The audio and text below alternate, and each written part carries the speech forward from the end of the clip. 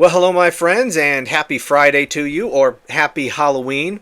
There's two things that I want to discuss in this video. I want to talk a little bit about the continuing Epstein cover-up government shutdown, and specifically Marjorie Taylor Greene and Grinder Mike Johnson.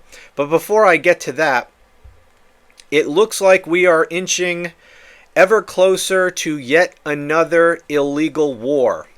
We've been talking about this for a while. Here's the news today. U.S. poised to strike military targets in Venezuela in escalation against Maduro regime. So we don't really know why the hell we'll be going to war with Venezuela. All we'll really know for sure is that that war will be illegal, as I have explained many times. Most recently in a video I posted earlier today. I'll put a link in the video description if you haven't seen it to really understand the legal aspects of this. But we don't know exactly why we're doing this, whether it is regime change to remove Maduro. I thought we were against wars for regime change. Is it because of drugs? No, it's definitely not because of drugs. That is the bullshit excuse that was come up, that Marco Rubio came up with, according to some reporting on this.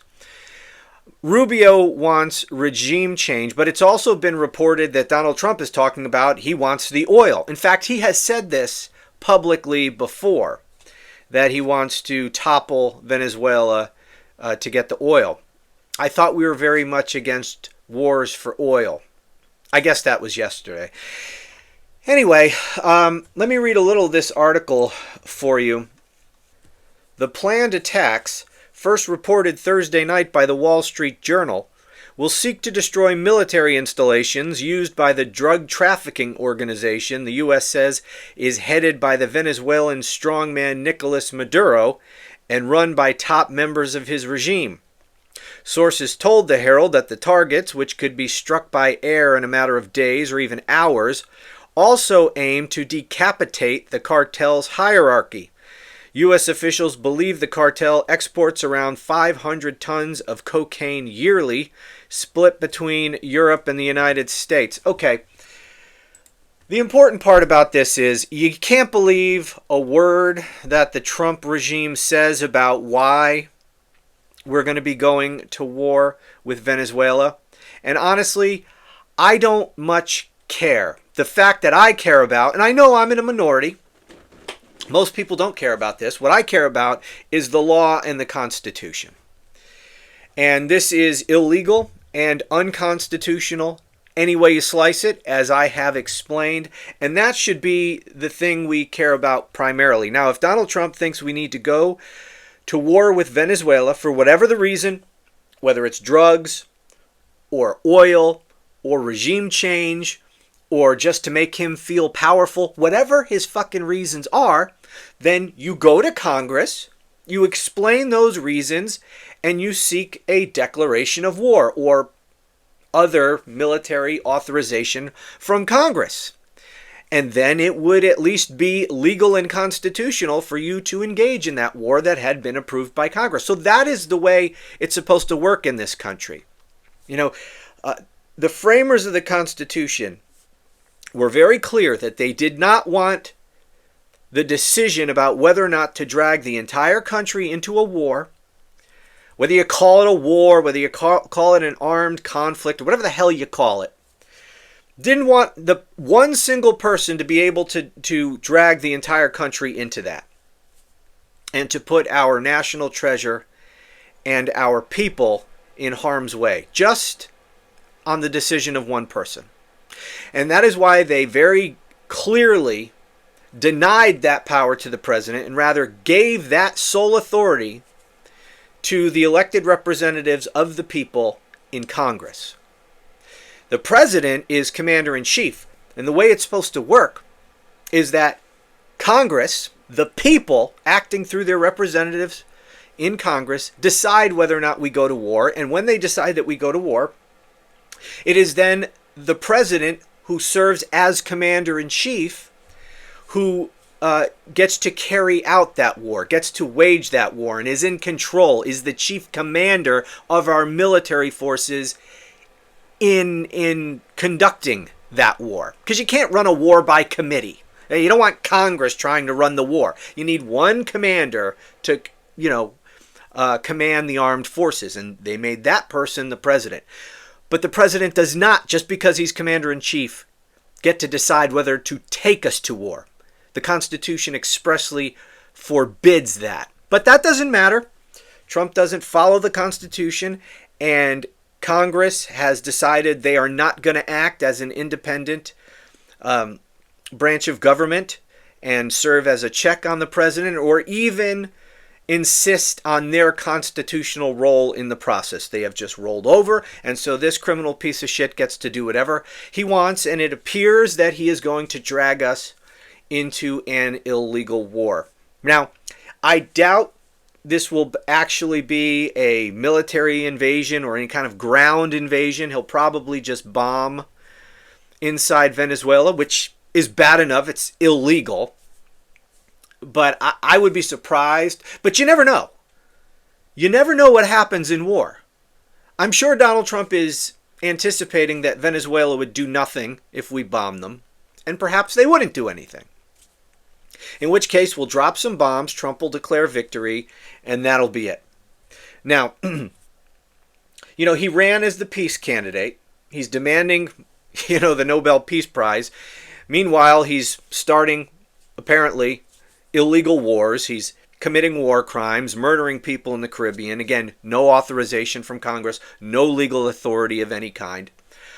He promised that we would not get involved in any new wars, and yet he's bringing us into not only a new war, but one that is flatly illegal. But you would think that the American people would rise up against that. Or maybe some of you would think that. If you do think that, you would almost certainly be wrong. If over the last 20 plus years especially, you have taken the lesson that the American people are against war unless it's absolutely necessary, well, then you would have learned the wrong lesson. That is not true. The American people are not against war. They love war. They love certain kinds of war. They love video game wars. They love it when we drop bombs on people. They don't like ground wars that take more than about 48 hours. Okay? They like wars where we just get to bomb people, kill people, we suffer no casualties, we get in and out in 48 hours and we're done. When you put people in the theater of combat, other than, just flying over and dropping bombs, if you introduce ground troops, the whole thing can turn to chaos rather quickly. Things happen in war that you don't anticipate. Even if you're just dropping bombs, you don't know for sure how the other side will respond. Venezuela has missiles, okay? They can launch missiles at our aircraft carriers, and you never know.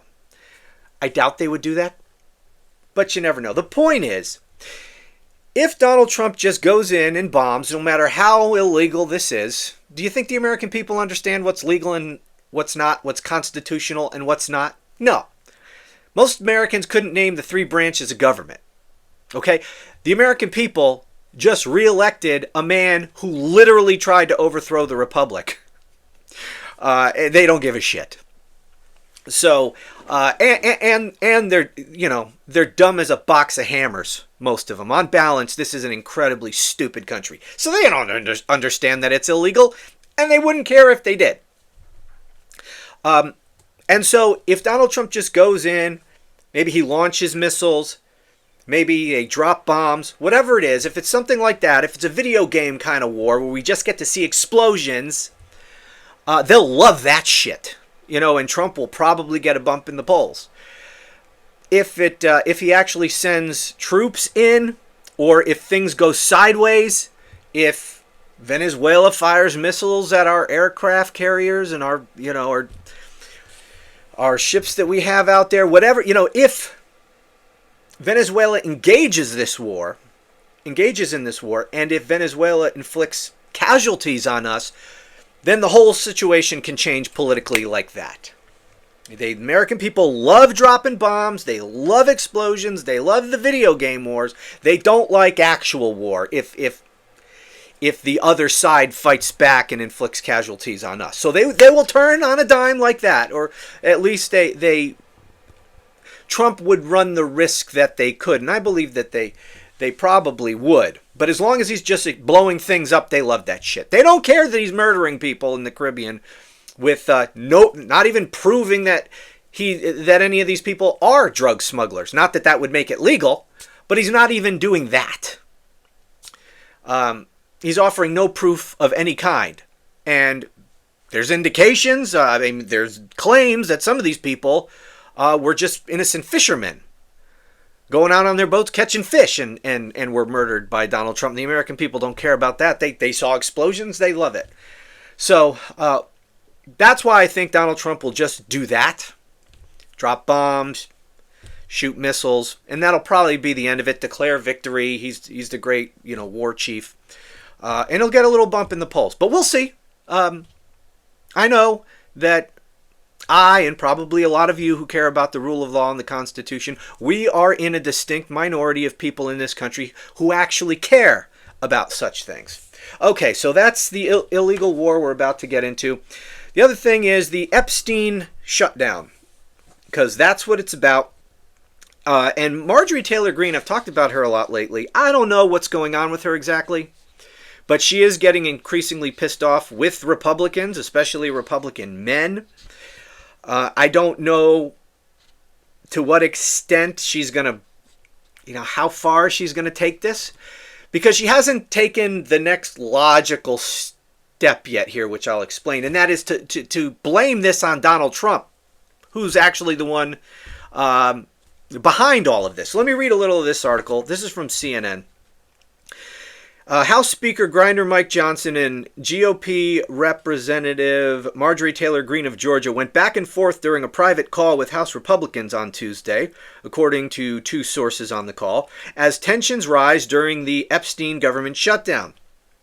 Greene, who has been publicly critical of Grindr Mike's decision to keep the House out of session, took her criticism directly to the Speaker and said he is not in touch with what the people want.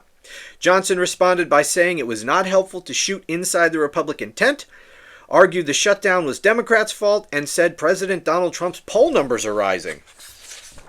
I don't know if that's true or not. I've seen polls going in both directions, but, at the end of the day, that's all he cares about, whether or not his cult leaders' poll numbers are going up. Let me just read a little more. Most in the conference remain in lockstep behind Johnson, arguing that the House cannot return to Washington until Democrats agree to reopen the government. Yet the strain on the GOP is evident, even among leadership loyalists, as the shutdown drags on. Greene later posted on Twitter in response to a report on the private call saying, quote, "You left out that I said I have no respect for the House not being in session, passing our bills and the president's executive orders. And I demanded to know," because she wants to take all of Trump's executive orders and codify them into law. At least she is smart enough, as Trump is not, that all of his executive orders, done with the stroke of a pen, can be undone with the stroke of a pen. Which is really stupid that he has pursued everything through executive order, because all his policy, not necessarily the damage that he has done, but the policy he has enacted can all be just undone like that, literally on day one with the stroke of a pen by the next president, since he has gone through Congress for virtually nothing. Anyway, continuing with Marjorie. "And I demanded to know from Speaker Johnson what the Republican plan for health care is to build the off-ramp off Obamacare and the ACA tax credits and make health insurance affordable for Americans." Blah, blah, blah. She has expressed a lot of anger about the government shutdown. She blames her own party as well as the Democrats. She doesn't like the fact that they want to cut these Affordable Care Act subsidies and all of this stuff. And she's pissed that Grindr Mike continues to have the House out of session and won't reopen the government. And here's the thing.